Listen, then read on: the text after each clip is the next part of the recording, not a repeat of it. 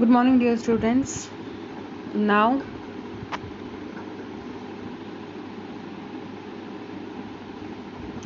I'm going to send the recording of morphology. I'm sorry, the foregrounding. Okay, so you can see what are the basic questions that is asked in this foregrounding. What they can ask: What is Minkowski's theory of foregrounding? उनकी theory क्या है? What are the elements of foregrounding in stylistics? Stylistics में foregrounding क्या होता है या example क्या है उनके? Why do writers use foregrounding? क्यों इस्तेमाल करते हैं writers foregrounding? How do writers use foregrounding? कैसे इस्तेमाल करते हैं? Now you can see the house in the forest. There is a small hut. See okay, try to adjust with my drawing. This is the hut and at the background there is a forest. So the statement will be not that in the forest there is a house. Okay. What the specifically notification क्या है? कभी जंगल में एक हमें पेड़ घर दिखाई दे रहा है तो हम क्या बोलेंगे? एक घर है जो जंगल में, एक घर जंगल में है. A house in the forest. A house in a forest is a suitable title. तो इस तरह से जो चीज़ हमें फोकस दिखाई दे रही है, पहली बार देखते ही हमें अट्रैक्ट कर रही है, उस चीज़ को हम फोरग्राउंडिंग टेक्निक कहते हैं. अब मॉर्फोलॉजी के अकॉर्डिंग अगर हम फोरग्राउंडिंग का टर्म को डिवाइड करते हैं तो 4 plus ground plus ING 3 divisions होते हैं. 4 प्लस ग्राउंड प्लस ING. 4 और ग्राउंड का अपना अपना इंडिविजुअल मीनिंग है. ING सफिक्स बन जाता है. फोरग्राउंडिंग अगर नाउन फॉर्म अगर हम देखें, means part of a scene और ए पिक्चर. सीन या पिक्चर का एक हिस्सा होता है दैट इज़ नियरेस्ट टू, जो कि बिल्कुल नज़दीक है, and in front of the viewer, और जो देखने वाला है उसके बिल्कुल नज़रों के सामने है. ठीक है, तो इसका मतलब फोरग्राउंड का मतलब ये बनता है. अब सेकंड पेज पे देखिए, अगर फोरग्राउंड का एक और नाउन फॉर्म में एक और मतलब क्या बनता है? Also means as a prominent और इम्पॉर्टेंट पोजिशन. एक इम्पॉर्टेंट पोजिशन दिखाई दे रहा है, उस चीज़ को हाईलाइट करने के लिए भी फोरग्राउंडिंग इस्तेमाल किया जा सकता है. Now the most noticeable position, यानी बिल्कुल आपके है ना, बिल्कुल आपको आप अट्रैक्ट हो जाते हो, you just focus your eyes on that thing. तो नोटिसेबल पोजीशन को भी हम फोरग्राउंड कहते हैं. अब फोरग्राउंड अगर हम वर्ब फॉर्म में देखें तो give particular importance to something. एक पर्टिकुलर चीज़ को बहुत स्पेशल हम इम्पोर्टेंस दे रहे हैं, स्पेसिफिक दे रहे हैं, बहुत स्पेशल इम्पोर्टेंस दे रहे हैं उसको. टू एम्फसाइज, फिर जोर लगा के या फिर उसके ऊपर बहुत ज़्यादा ध्यान देते हुए चीज़ों को बताना. टू हाईलाइट, उसको उभार के दिखाना. टू कॉल अटेंशन टू, तो फोरग्राउंडिंग का मतलब ये भी होता है कि टू कॉल अटेंडेड टू, यानी अटेंशन को बुलाने वाला, यानी अटेंशन को ड्रैग करने वाला, उसको हम कह सकते हैं. The foregrounding as a action emphasising something to catch people's attention. तो फोरग्राउंडिंग कुल मिला के क्या होता है? एक एक्शन जो कि लोगों के अटेंशन को कैच करता है, उसको हम फोरग्राउंडिंग कहते हैं. नाउ अगर हम stylistics, in stylistics the notion of foregrounding is a term borrowed from the Prague school of linguistic. तो फ्रैंक स्कूल ऑफ लिंग्विस्टिक से हमें बोरो किया है, जो कि स्टाइलिस्टिक नोशन में है ये. और इसको जो बोला गया है, जिसने यूज़ किया है, लीच एंड शॉर्ट इन 1981 टू रेफ़र टू. इन दोनों ने इस चीज़ को क्या रेफ़र किया है 1981 में? लीच और शॉर्ट नाम के बंदे हैं. Artistically motivated deviation. Artistically motivated deviation बोले टेक्निक है. एक आर्टिस्ट जो है अपने हुनर के साथ इसको मोटिवेट करके हमारे आगे बिल्कुल अलग तरह से पेश करता है.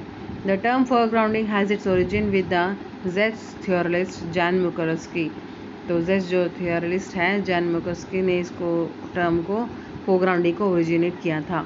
जैन मिन्कोवस्की का बर्थ जो है 1891 में हुआ था, and he died in 1975. He was a linguistic and literary theorist, one of the major figures among the structuralist. तो स्ट्रक्चरलिस्ट में से एक अच्छा प्रोमिनेंट राइटर था, जो कि लिंग्विस्ट और क्रिटिक था, लिंग्विस्टिक और लिटरेरी थियरिस्ट भी था ये. And a leading member of the Prague linguistic circle, और एक मेंबर भी था, लीडिंग मेंबर, यानी he had a good recognition. Foregrounding originally came from Mukarovsky's ज़ेस्ट टर्म. तो फोरग्राउंडिंग जो टर्म है मिन्कोवस्की के आविष्कार हुआ टर्म में से आया है. लेकिन उन्होंने अपने रशियन लैंग्वेज में लिखा था जिसका नाम है एक्चुअली सेंस यानी एक्चुअल जो चीज़ है, and later on translated by Paul Garvin in English. और पॉल गार्विन ने इसको एक्चुअली सेंस को ट्रांसलेट किया इन इंग्लिश, और जो कि टर्म बना इंग्लिश में फिर वो foregrounding. Okay, now next to the slide. According to Mukarovsky in 1964, the range of stylistic effects that occur in literary whether at the phonetic level, grammatical level और semantic level। तो कह रहे हैं कि 1964 में मुकरस्की ने अपनी थियोरी को बताया था कि ये रेंज है स्टाइलिस्टिक इफेक्ट का जो कि आता है लिटरेचर में जब आप फोनेटिक लेवल में काम करते हो, ग्रामेटिकल लेवल में काम करते हो, सिमेंटिक लेवल पे काम करते हो। ओके, हॉलीडे, एक और शख्स है हॉलीडे, उन्होंने 1977 में इसको डिफाइन किया, the phenomenon of linguistic highlighting whereby some features of the language of a text stand out in some way. तो क्या है, जो टेक्स्ट के जो फीचर्स हैं यानी जो लिखा हुआ कंटेंट जो उसका फीचर्स है वो बिल्कुल अलग से उभार के दिखाया जाता है बिकॉज ऑफ फोरग्राउंडिंग। मियाल क्विटेन एक और राइटर है, ये उसका कोट है यहाँ पर नीचे फिर।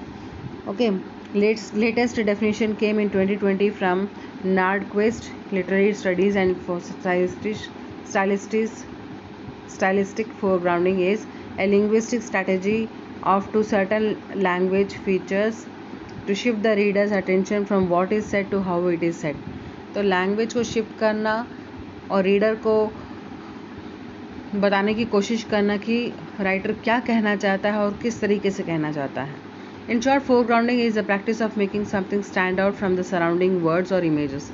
तो फोरग्राउंडिंग बेसिकली क्या मतलब बनता है उसका कि बिल्कुल एक अलग कुछ अलग शब्दों का इस्तेमाल करके, यूनिक शब्दों का इस्तेमाल करके, इमेजरी का इस्तेमाल करके अलग से एक नई पहचान देना, उसको अलग से एक चीज़ों को पेश करना। The writer uses sounds of words to catch readers attention. तो राइटर क्या इस्तेमाल करता है, कुछ ऐसे साउंड्स यूज़ करता है, वर्ड्स यूज़ करता है जिसकी वजह से रीडर्स है ना उसकी तरफ अट्रैक्ट हो जाते हैं। Mukarovsky also pointed that foregrounding may occur in normal languages such as. तो क्या नॉर्मल लैंग्वेजेस में भी इस्तेमाल होता है जैसे कि स्पोकन लैंग्वेजेस में हो गया या जर्नलिस्ट में हो गया, prose which it occurs at random with so systematic design.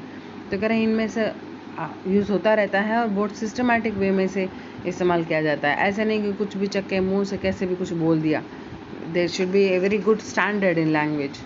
अब एस्पेक्ट्स क्या है फोरग्राउंडिंग के, क्या हम उसके उम्मीद मीन्स उसके फीचर्स क्या कह सकते हो या फिर डिविजन्स में क्या है। It has two parts, qualitative aspect and quantitative aspect. तो फोरग्राउंडिंग के दो मेन एस्पेक्ट्स हैं, क्वालिटेटिव एंड क्वांटिटेटिव। तो क्वालिटेटिव आपको पता होता है बच्चों कि जो क्वालिटी बेस पे होता है, जो कि स्टैंडर्ड होता है कि भाई किस तरह से लिखा गया है। क्वालिटेटिव एस्पेक्ट जो है कंपैरिजन में आता है, पैरेललिज्म। तो क्वालिटेटिव एस्पेक्ट को हम डेविएशन भी कहते हैं, क्वांटिटेटिव एस्पेक्ट को हम पैरेललिज्म कहते हैं। तो अगर हम क्वालिटेटिव एस्पेक्ट अगर बात कर रहे हैं तो इसका मतलब हम डेरिवेशन के बारे में बात कर रहे हैं। डेरिवेशन यानी विभिन्नता। क्वांटिटेटिव एस्पेक्ट माने तो the way that it is represented parallel में, उसके बगल में या उसके आमने सामने ऑपोजिट में उसको कैसे किस तरह से पेश किया जाता है। क्वालिटेटिव एस्पेक्ट क्या होता है, the derivation from the language code itself. तो जो बदलाव है ना वो कहाँ है, डेरिवेशन जो बदलाव है किस में है, लैंग्वेज के अंदर ही जो होता है उसको हम क्वालिटेटिव कहते हैं। और क्वांटिटेटिव एस्पेक्ट में क्या होता है, derivation of some expected frequency. तो उसमें क्या होता है क्वांटिटेटिव में कि हाँ एक्सपेक्टेड यानी रूल्स और रेगुलेशंस के हिसाब से इतना होना चाहिए, ऐसा होना चाहिए, तो उसके अकॉर्डिंग चलना।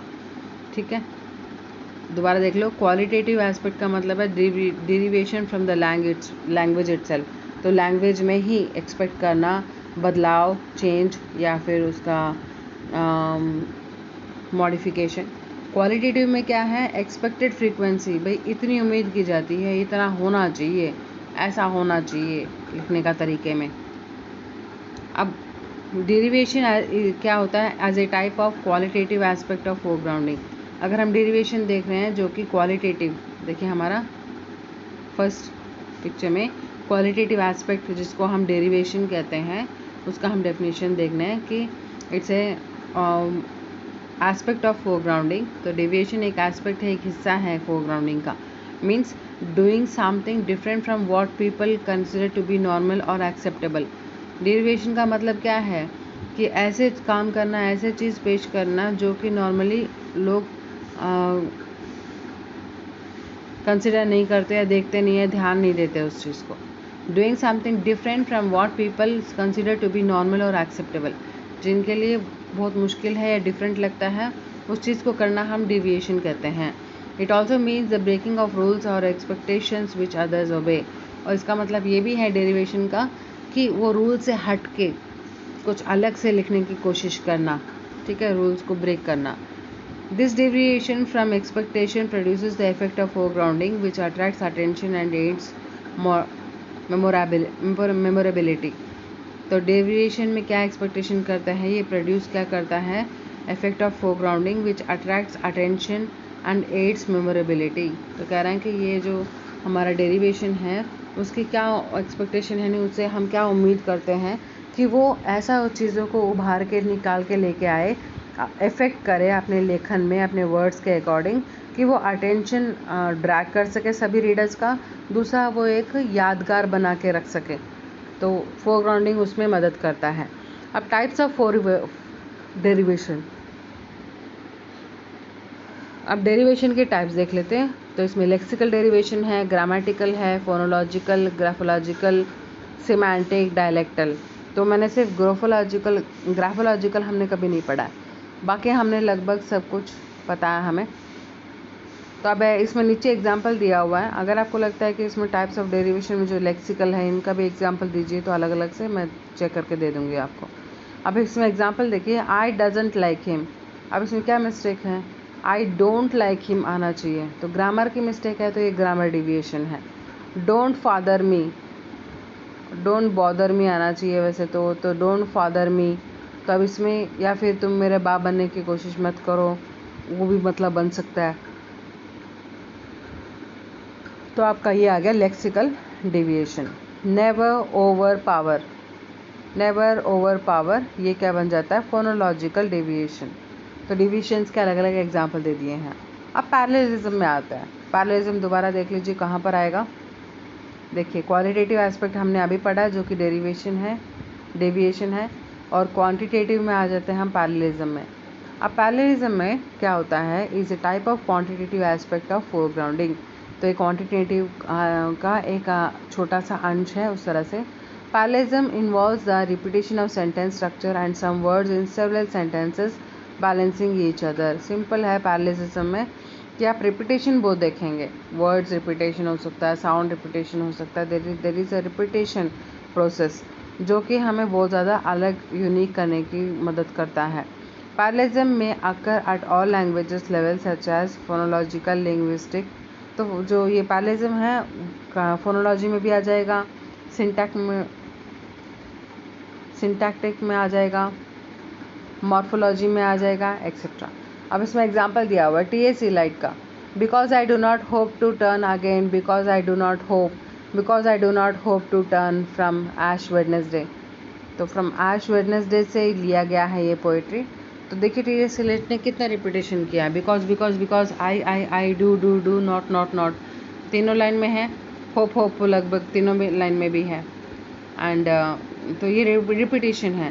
तो रिपीटेशन से क्या होता है कि हम एक तरह से है ना थोड़ा सा अट्रैक्ट करते हैं, रिदम बनता है। अब हम गाने गाते हैं तो गाने में आपने देखा होगा कि एक टाइटल लाइन जो होगा वो बार बार रिपीट होता रहेगा बीच में, तब हम कभी ऐसे सोचते हैं कि क्यों रिपीट हो रहा है।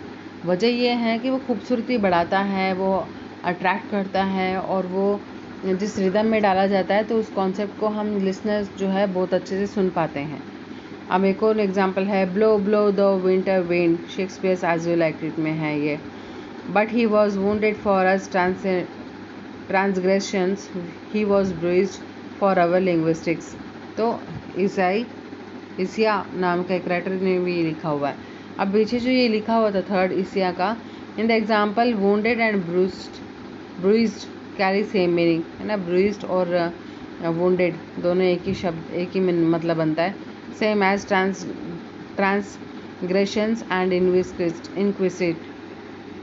iniquities means the same। अब यहाँ पर देख लीजिए ये कहाँ पर था, wounded, bruised, wounded bruised आ गए यहाँ पर, और फिर आ गया transgressions to iniquities। ठीक है, अब यहाँ पर sometimes the effect of repetitive phrase will be to emphasize a development or change in by means of the contrasting words followed the identical others। तो रिपीटेशन फ्रेज का क्या मकसद होता है, क्या ज़्यादा होता है कि वो डेवलप करता है चेंज, वो चेंज किस में डेवलप होता है, जैसे कि कॉन्ट्ररी वर्ड्स में बता दिया, या फिर पैरेलल में जो दिखाया गया उसके साथ आप बगल में रख के कंपैरिजन में इस्तेमाल करें, तब भी बहुत अच्छे से हाईलाइट कर सकता है। Example, thinking less, feeling more, doing less, being more, forcing less, loving more, less and more, less and more, less and more. Contrast आ गया यहाँ पर। The birds are in their nest and in their nest they sing, each morning we sing, each morning we dance and each morning we pray. तो ये भी poet बताना चाह रहा है कि कैसे वो अकेले घर में बैठी है तो कैसे दिन निकल रहे हैं। AIIMS of parallelism in prose things, तो प्रोज राइटिंग में पैरलिज्म का क्या मकसद है मेन, री इन्फोर्सिंग आइडियाज़ ऑफ इम्पोर्टेंस, तो री enforcing of ideas of importance, तो देखते हैं कि लागू करना कि जो जो रूल ज़्यादा अच्छे प्रिफरेबल हैं, जो फ़ायदेमंद होते हैं। Making the text more pleasurable to the readers, और जो भी टेक्स्ट लिखा जाता है वो इस तरह से लिखा जाता है कि सामने वाला जो हमारा पढ़ रहा है, रीडर जो है, वो अच्छे से पढ़े और उसको समझने की कोशिश करें।